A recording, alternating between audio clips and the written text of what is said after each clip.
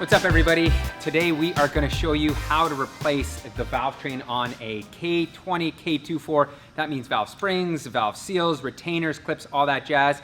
If you are wondering how to remove your camshafts, we have already done that. We do have a video for that. Link will be in the top right corner and in the description.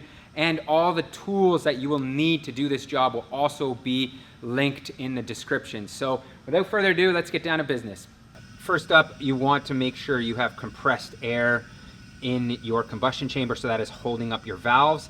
Before I forget, what I've done here is I've taken a breaker bar and put it on the crank, and the reason for this is I don't want this to spin at all, because when you're putting compressed air into the system, you may want to spin the whole, push the piston down and spin the crank and whatnot, and what we're trying to do is minimize any type of movement on our chain. Next, what we're going to do here is rotate the rocker arm assembly upwards here, so we have access to the valve spring and retainer. And now I'm going to take my Lisle removal tool here and put it on top as such, and now hit it with a hammer. There we go. And as you can see, it has taken off the retainer, the clips, and now I can remove the spring. Now I'm going to use these valve seal removal pliers and grab the valve seal and slowly twist it back and forth and up. And there it goes, just like that, and it pops off nice and easy. Now we're going to remove the lower valve spring seat, so I'm just using a magnet here and grabbing it. And just trying to pull it up, and it should come off. There we go.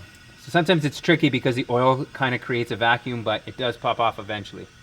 In this application, we aren't reusing any of the OEM hardware. What we are doing is upgrading to SuperTech valve components, valve spring components and whatnot. So as you can see, that I just lowered that lower seat on there very easily.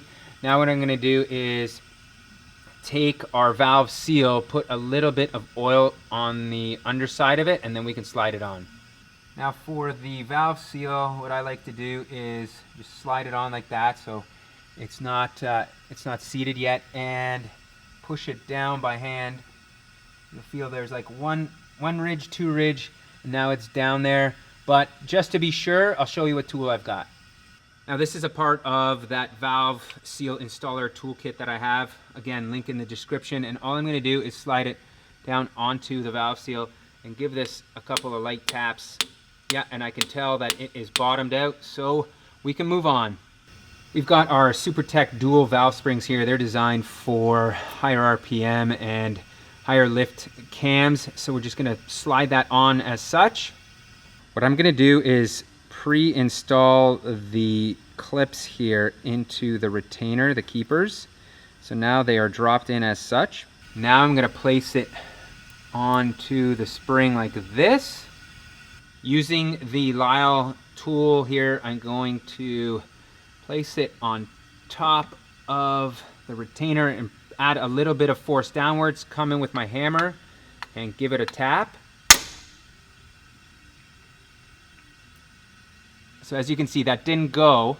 So what you're going to want to do is hit it a little bit harder. And there it is, locked in place. It's as simple as that.